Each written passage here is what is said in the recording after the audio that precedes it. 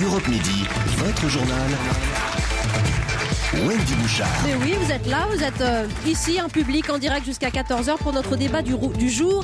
Risque-t-on de banaliser l'avortement en France ? Alors vous savez que les députés, on en a parlé ici, ont voté mardi un article qui a provoqué un débat houleux à l'Assemblée, un article qui supprime la mention de situation de détresse pour une femme qui demande une IVG. La majorité des élus y ont vu une simple évolution anodine de ce texte, mais les milieux catholiques ont manifesté, ont crié à la banalisation de l'avortement. Pour eux, on élargit le droit à l'IVG au risque d'en faire justement un acte comme un autre. Alors, je vais vous demander ce que vous en pensez. Vous allez réagir au standard d'Europe 1, au 39-21. Faut-il encadrer pour vous davantage ces pratiques, sachant que 220 000 femmes se font avorter chaque année et que ce chiffre est stable ces dernières années? Faut-il le faire évoluer? Au contraire, est-on en train de banaliser l'avortement? J'accueille pour vous répondre et pour en parler Caroline Roux, secrétaire d'Alliance Vita. Ce n'est pas notre voix politique, je le signalerai, mais elle est là pour défendre le mouvement pour la vie. Et notre grande voix d'Europe 1 politique également, journaliste Robert Namias. Merci de vous installer dans le studio d'Europe 1. Vous avez la parole ici, les micros vont circuler. Je sens déjà des personnes, un jeune homme très intéressé par le sujet au 39-21. René, Annie viennent de nous appeler pour réagir également. Alors je précise, puisque nous avons Robert Namias, journaliste politique, bonjour Robert, que la Caroline Roux que nous accueillons n'est pas notre Caroline Roux politique, voilà. Mais que vous êtes Caroline, secrétaire d'Alliance Vita. Je vais vous donner la parole d'abord parce que vous considérez-vous qu'avec la suppression de cet article, on risque justement de banaliser l'avortement en France. Dites-nous pourquoi. Vous avez 1 minute 30 pour commencer. Ce que je voudrais dire, c'est que ce n'est pas en effaçant le mot de détresse que ça va changer la réalité des femmes. Moi, j'accompagne des femmes depuis près de 2 ans maintenant. On accompagne 1500 femmes à peu près chaque année. Eh bien, ce n'est pas un acte banal. Et pourquoi on ne peut pas banaliser l'avortement? Parce que les femmes le savent bien, il y a la vie d'un être humain qui est en jeu, d'où des dilemmes complexes, douloureux. Et qu'est-ce que je vois aujourd'hui, moi? C'est des femmes qui souvent vont avorter à contre-cœur et à qui on a donné une information à sens unique sans donner vraiment d'autres perspectives que l'IVG. Et puis surtout, ce sont les hommes qui poussent le plus souvent à l'avortement. Et on voit des hommes qui menacent de partir et c'est pas facile pour une femme. Et puis il y a toute la pression économique et on voit des grossesses trop rapprochées, mal vues par l'employeur, discrimination des femmes enceintes à l'embauche ou pendant leur carrière. Donc c'est pas simple pour elles. Et qui est-ce qui paie les pots cassés? Ce sont les femmes. Et nous accompagnons des femmes après l'avortement. Elles nous disent souvent qu'elles se sont senties seules, abandonnées. Et puis il y a aussi des manques, un manque du bébé, elles nous disent. Et c'est une souffrance qui est souvent cachée, tue. Et la question que devrait se poser notre société, c'est de se dire, mais est-ce qu'on donne vraiment la chance aux femmes d'éviter d'avorter? Merci beaucoup Caroline Roux. Alors je pense que vous allez être nombreux à réagir sur cette question toute simple. Pourquoi pour vous finalement la suppression de cette situation de détresse change quelque chose concrètement dans les faits? Parce qu'on a du mal à vous suivre là-dessus. Robert Namias, vous considérez au contraire que la suppression de cet article ne fait faire qu'évoluer la loi et ne change en rien justement le rapport que l'on a à l'IVG en France? Oui, votre débat il est un peu à front renversé puisque c'est quand même une femme qui manifeste une certaine hostilité Absolument. À l'avortement et à la façon dont il est exercé, et un homme que je suis qui au contraire le défend pour 2 raisons. La première d'abord parce que l'histoire et la question de la banalisation elle ne se pose même pas. Aucune femme, aucun homme non plus je pense, ne peut considérer en effet que l'avortement est banal. Et j'ai regardé les documents de votre association madame. Vous indiquez que, dans la plupart des cas, ce qui est absolument vrai, l'avortement est une réponse à un échec de la contraception. C'est absolument vrai. Et on estime que même dans 70% des cas, c'est soit un problème de pilule qui n'a pas été prise, soit un stérilet qui n'a pas fait son effet et a fonctionné. Et donc, c'est un échec de la contraception. Mais ce qui veut dire que effectivement c'était une grossesse non désirée, car s'il y a contraception, c'est bien qu'il n'y avait pas volonté de grossesse au moment où elle est arrivée. Donc l'avortement, ça répond simplement à une situation donnée, à un moment donné. Ça ne veut pas dire qu'il n'y a pas de désir de grossesse chez les femmes qui avortent. Ça veut dire que ça n'est pas le bon moment. Soit ça n'est pas le bon moment parce que c'est une jeune fille qui n'est pas du tout en situation d'accueillir un enfant. Ça n'est pas le bon moment parce que c'est une femme qui déjà a plusieurs enfants et qui économiquement ne peut pas accueillir un nouvel enfant. Ce qui est également démontré, avéré, c'est que la plupart des femmes qui ont avorté, et elles sont des millions et des millions dans ce pays, la plupart de ces femmes ont eu après des enfants. Donc ça n'est pas du tout un refus de la grossesse. C'est un refus de la grossesse dans un contexte précis et particulier à un moment donné. Et il faut dans ces conditions que ce soit fait dans de bonnes conditions. Merci Robert Damias, Caroline Roux qui s'affrontent autour de cette question et sont en train de banaliser l'avortement en France. Les députés, au contraire, les députés socialistes notamment, ont-ils raison de vouloir élargir ce droit, de vouloir mieux l'encadrer, de vouloir soutenir plus d'établissements pour le pratiquer, justement, Caroline Roux? Parce qu'il y a un problème aussi criant de manque de structure et d'encadrement pour ces femmes. 2500 avortements qui n'ont pas pu être opérés pour ces raisons-là. Alors, je crois d'abord qu'il y a assez d'établissements. Il y a eu un regroupement des établissements, donc il y a quand même 220 000 avortements. C'est pas ce que disent les 2500 femmes en question. 220 000 avortements chaque année dans notre pays. Mais pour aller plus loin, je dirais que justement par rapport à ce désir de grossesse. Au fond, le désir, on a l'impression que ça serait simple, que on classe les enfants en désirés et non désirés, et on voit que les femmes ont des désirs d'enfants qui peuvent être entravés par des obstacles de peur de perdre le compagnon, qui revient extrêmement souvent aujourd'hui. Et là, je parlais de pression des hommes. Donc, qu'est-ce qu'on fait pour ça ? On voit aujourd'hui une nouvelle domination des hommes, alors qu'on prétendait libérer les femmes, et les hommes qui reprennent le pouvoir et qui vont laisser les femmes seules. Et ça, c'est une énorme pression, précarité économique. Donc, le désir, là-dedans, va pouvoir évoluer. Et moi, je vois beaucoup de femmes qui spontanément auraient gardé, poursuivi leur grossesse, et à qui on offre vous voulez dire que c'est une facilité que l'avortement. C'est une facilité aujourd'hui l'IVG en France pour vous? En tout cas, ce n'est pas pris à sa juste mesure, et on n'essaie pas assez d'éviter aux femmes l'avortement. Oui, Robert Damias. Écoutez, honnêtement, je crois que la loi sur l'avortement, c'est d'abord ce qui permet un choix de liberté pour les femmes. C'est un choix qui est un choix de consentement aussi. Et honnêtement, je ne vois pas en quoi... Vous ne pouvez pas préjuger de ce qui se passe dans la tête des femmes. Il s'agit simplement là de discuter d'un droit qui est donné ou pas donné.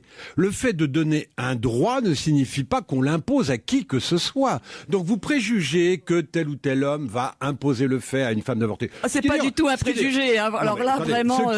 écoutez, j'écoute quotidiennement des femmes qui sont en grande détresse, justement parce qu'elles auraient poursuivi leur grossesse si elles étaient soutenues par leurs compagnons. Et ça, c'est extrêmement violent pour elles. Messieurs, appelez-nous pour réagir aussi. Du droit à l'avortement et du droit d'exercer la possibilité d'interrompre une grossesse. Vous avez la chance d'être beaucoup plus jeune que moi. Il se trouve que je suis parmi, on n'est plus très nombreux, les journalistes qui ont couvert les débats sur la loi Veil. C'était en décembre 74. Il va y avoir 40 ans.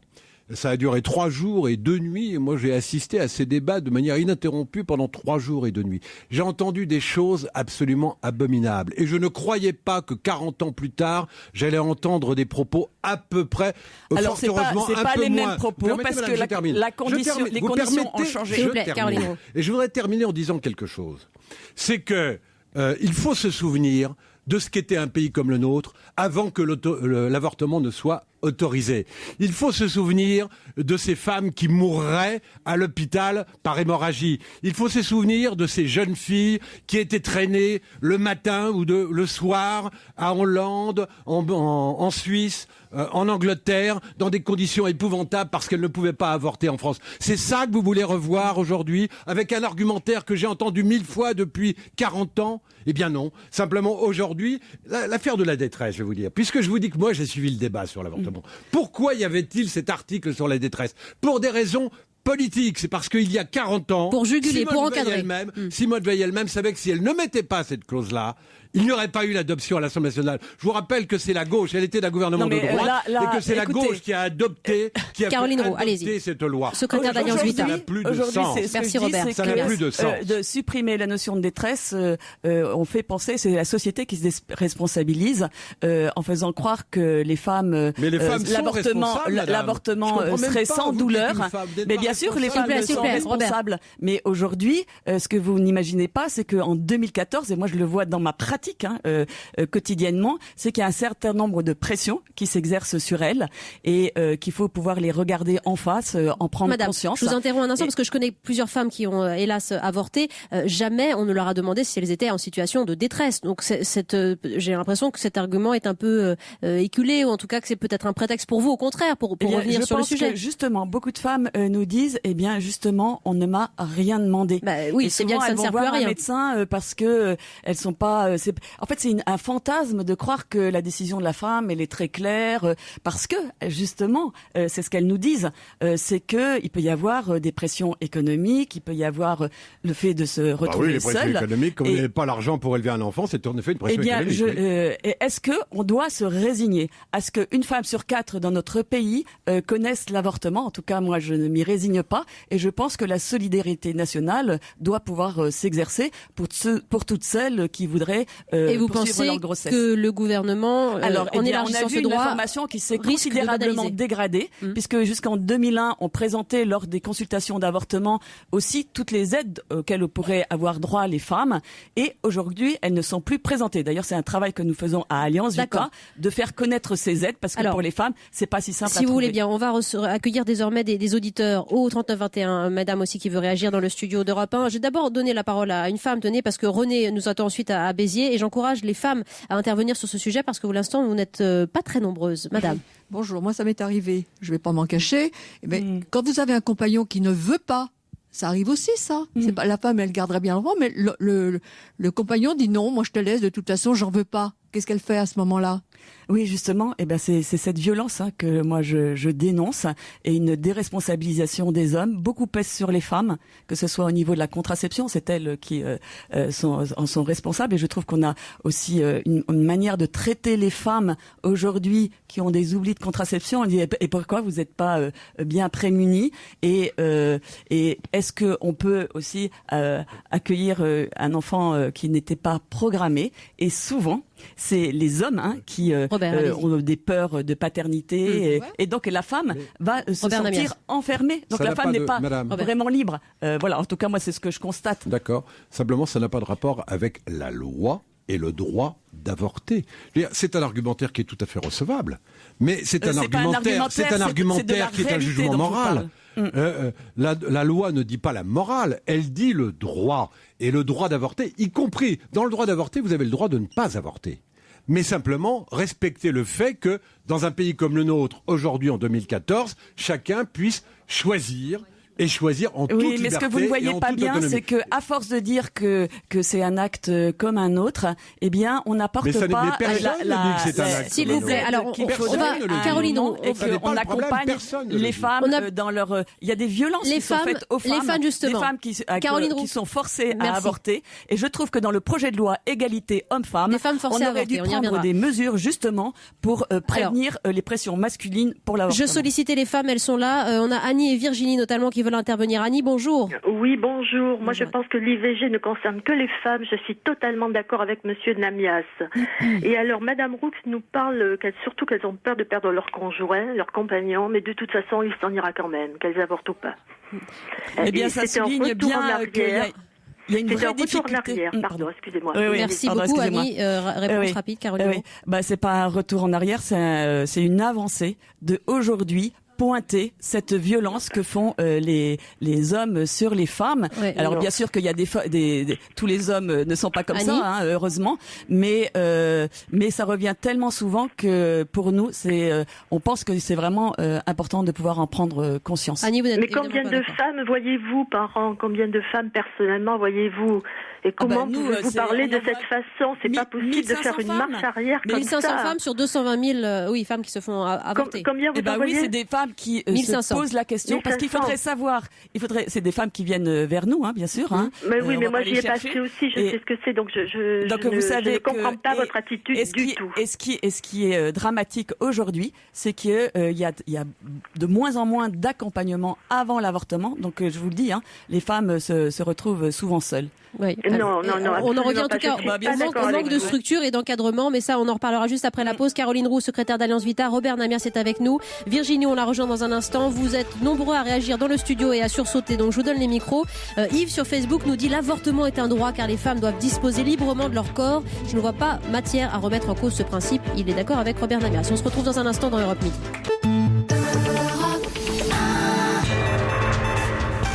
Europe 1, Europe Midi, votre journal, Wendy Bouchard.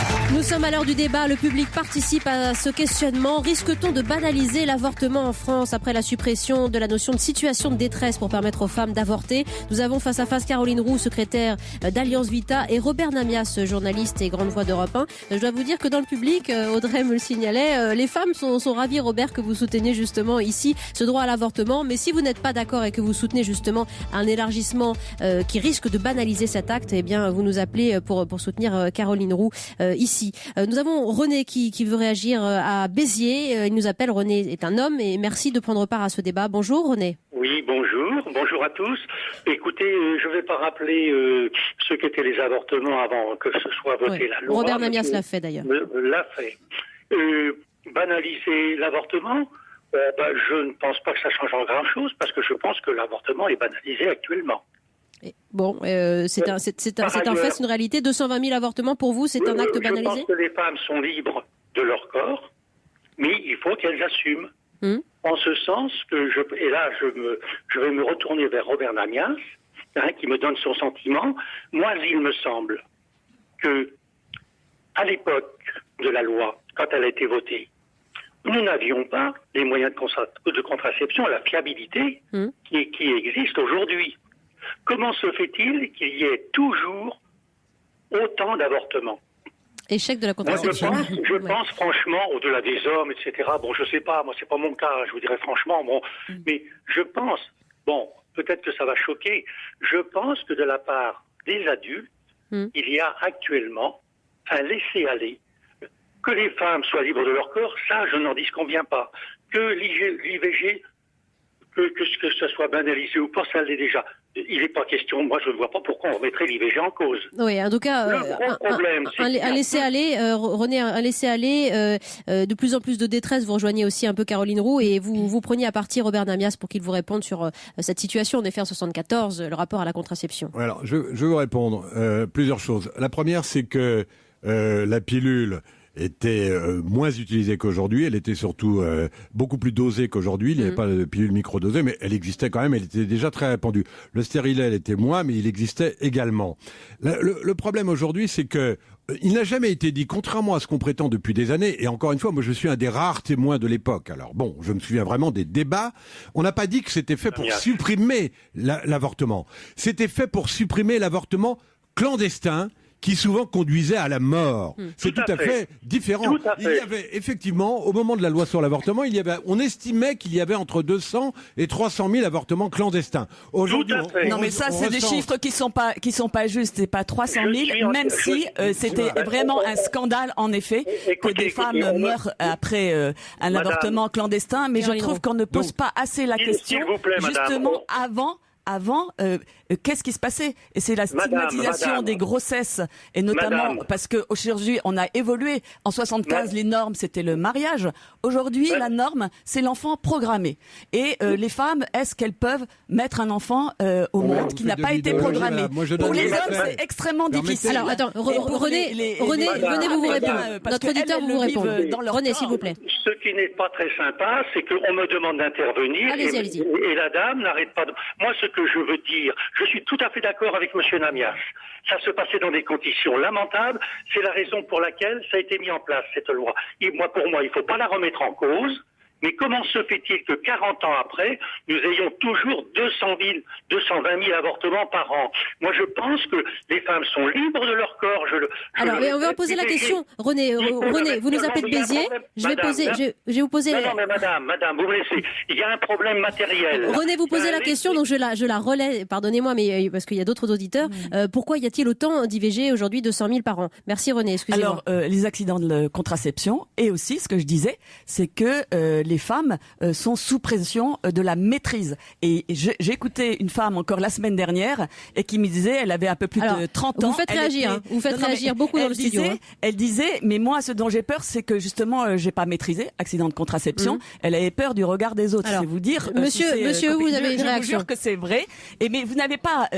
C'est important de pouvoir prendre conscience de ce qui se passe dans notre société. Il y a un sondage qui a été fait par Nordic Pharma. Nordic Pharma, c'est le distributeur de la pilule abortive.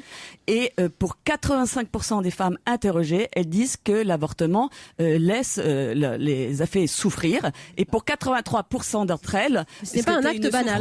C'est pas un acte banal, bien sûr. Et 67% physique. C'est important de l'entendre aujourd'hui. Jeune homme dans le studio. Oui, mais pourquoi s'il vous plaît, la parole aux auditeurs. Une réflexion, mais justement pour faire évoluer les choses. Monsieur. C'est même pour ce dont vous venez de parler que ce n'est pas un acte anodin. Il ne faut surtout pas en faire quelque chose d'anodin, mais vous vous rendez compte que votre position remet en cause une certaine sécurité médicale et un parcours légal mis en place pour les personnes qui ne souhaitent pas avoir d'enfants à un moment précis de leur vie. À un moment, j'ai remis la sécurité médicale en cause. Remettre en cause l'avortement, pour moi, c'est ça. C'est que 40 ans après, c'est important de pouvoir regarder, c'est normal quand 40 ans après une législation, où est-ce qu'on en est aujourd'hui et comment c'est vécu par les femmes. Une bonne part des avortements sont le fait de jeunes filles très jeunes qui soit ont un accident de contraception parce qu'elles ne prennent pas la pilule de manière régulière, soit parce qu'elles n'ont pas eu une véritable éducation sexuelle et un véritable suivi. On ne peut pas, aujourd'hui, ça n'est pas humain que de prétendre que vous allez imposer une grossesse à une jeune fille de 14, 15 ou 16 ans. Je ne dis pas que l'avortement... Mais personne n'a jamais dit que l'avortement était une bonne solution. Simplement, c'est une solution à un moment donné, dans des circonstances données. Non, mais ce que je reproche, c'est que ce soit souvent une solution à sens unique. Et les jeunes nous le disent. C'est que je n'ai pas eu mon mot à dire, parce qu'il y a la pression des parents. Elles ne sont pas toutes seules, très souvent. Et puis, je voudrais revenir sur le chiffre que vous venez de donner. Les plus forts taux d'avortement sont entre 20 et 30 ans. Et là, il y a vraiment une réflexion à se faire, notamment par rapport... Sur la grossesse programmée, oui.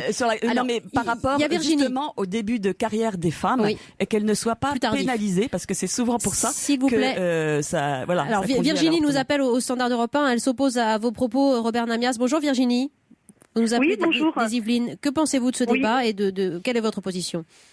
Alors écoutez, moi je suis contre l'avortement, mais je remarque quand même parmi les deux contradicteurs qu'il y a un grand oublié dans ce débat, c'est l'enfant.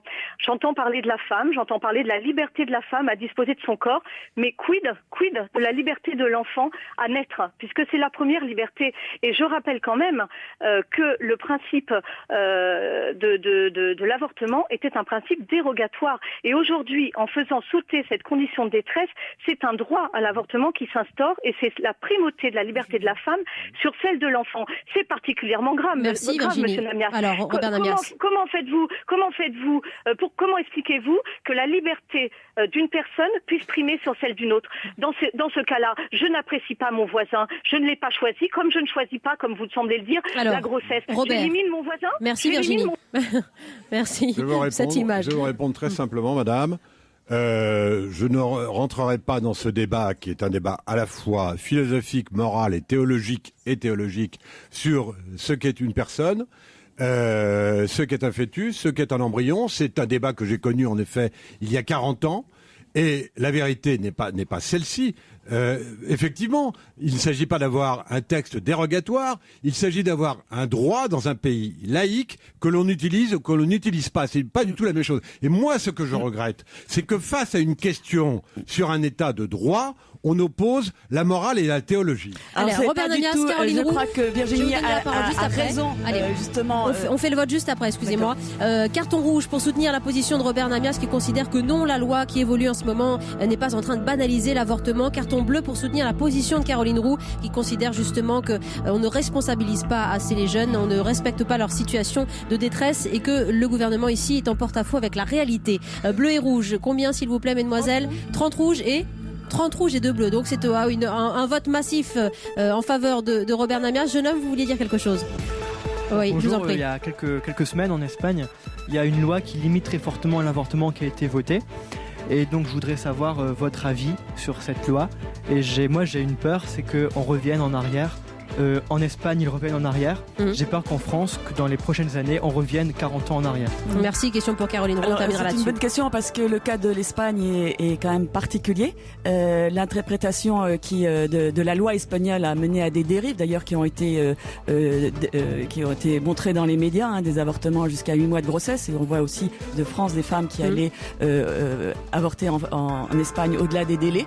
Donc les Espagnols pensent, eux, de revoir cette législation. Vous pourriez suivre ce mouvement. Et puis surtout, ce qui est très important dans cette révision, c'est la question des avortements pour cause de handicap. Et justement, les Espagnols disent que au nom de la non-discrimination des personnes handicapées, c'est important de pouvoir remettre en question cette question d'avortement. On n'aura pas votre position sur le sujet, mais en tout cas, merci beaucoup Caroline Roux, secrétaire d'Alliance Vita. Merci de votre participation. Merci à Robert Nabias qui a remporté ce débat. Franck Ferrand nous retrouve pour le sommaire de l'émission du jour. Bonjour Franck. Bonjour Wendy. Du mystère, de l'énigme aujourd'hui dans Au cœur de l'histoire, puisque nous allons parler d'un grand trésor, celui du Télémac. Je vous remercie. On vous suivra après 14h. Merci de votre fidélité. On se retrouve lundi. Passez un très bon week-end à l'écoute d'Europe 1.